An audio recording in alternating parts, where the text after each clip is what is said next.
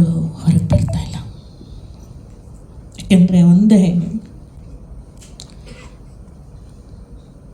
ಯಾವ ಥರ ಭಾವನೆ ಅನ್ನಿಸ್ತಾ ಇದೆ ಅಂತಂದರೆ,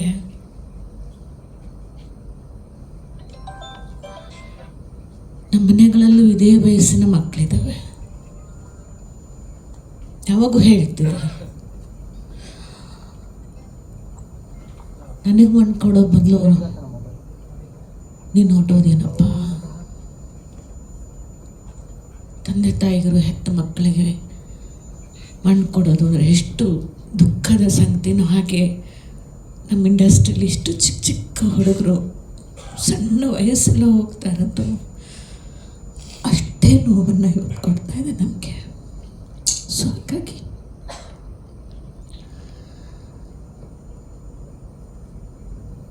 ಇಷ್ಟೇ ಹೇಳ್ಬೋದು. ಯಾವುದು ಶಾಶ್ವತ ಅಲ್ಲ, ಹುಟ್ಟು ಶಾಶ್ವತ ಅಲ್ಲ, ಬದುಕಿ ಹೋಗೋದು ಯಾವುದು ನಾವು ತಗೊಂಡು ಹೋಗಲ್ಲ.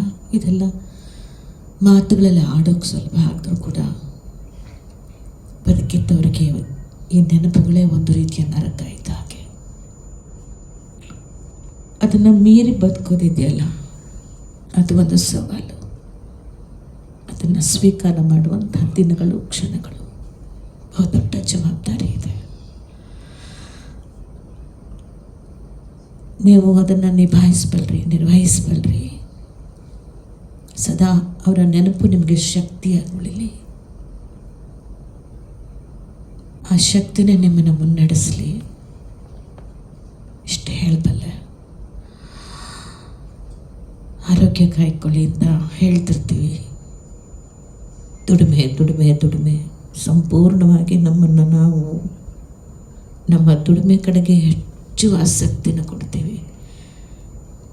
ಕುಟುಂಬವನ್ನು ನಿರ್ವಹಿಸಬೇಕು, ಸಾಧನೆ ಮಾಡಬೇಕು, ಹೆಸರು ಮಾಡಬೇಕು, ಕೀರ್ತಿ ಯಶಸ್ಸನ್ನು ಗಳಿಸಬೇಕು ಅನ್ನೋದ್ರ ಹಿಂದೆ ಓಡಿದ್ರ ಜೊತೆಯಲ್ಲಿ ನಮ್ಮ ದೇಹ ನಮ್ಮ ಜೊತೆಯಲ್ಲಿ ಎಷ್ಟು ಸಾಥ್ ಕೊಡುತ್ತಾ ಇರುತ್ತೆ.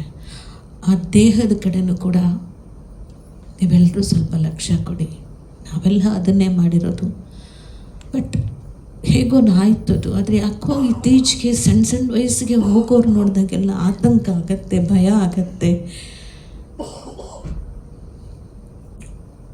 ನಾವು ಡಯಟ್ ಮಾಡ್ತೀವಿ, ಎಕ್ಸಸೈಸ್ ಮಾಡ್ತೀವಿ, ಒಳ್ಳೆ ಊಟ ಮಾಡ್ತೀವಿ, ಎಲ್ಲ ಮಾಡ್ತೀವಿ. ಯಾಕೆ ನಾವು ಸಾಯ್ತೀವಿ ಗೊತ್ತಿಲ್ಲ. ಇಷ್ಟು ಸಣ್ಣ ವಯಸ್ಸಿಗೆ ಯಾಕೆ ಸಾಕ್ತೀವಿ? ಬಟ್ ಎಲ್ಲ ಮಾಡ್ತೀವಿ, ಆದರೆ ಸ್ಟ್ರೆಸ್ ಅನ್ನೋದಿದೆಯಲ್ಲ, ವಿಪರೀತ ತಗೊಳ್ಳುವಂಥ ಕ್ಷೇತ್ರ ಇದು. ನಿರ್ಮಾಪಕರು, ಎಸ್ಪೆಷಲಿ ನಿರ್ದೇಶಕರು, ಈ ಎರಡು. ಯಾಕಂದರೆ ಎಲ್ಲ ಹೊರೆ ಅವ್ರ ಮೇಲಿರುತ್ತೆ.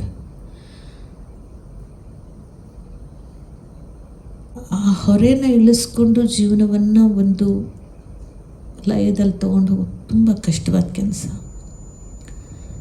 ತುಂಬ ಜನ ಇದ್ದೀರಿ ನಿರ್ಮಾಪಕರಲ್ಲಿ.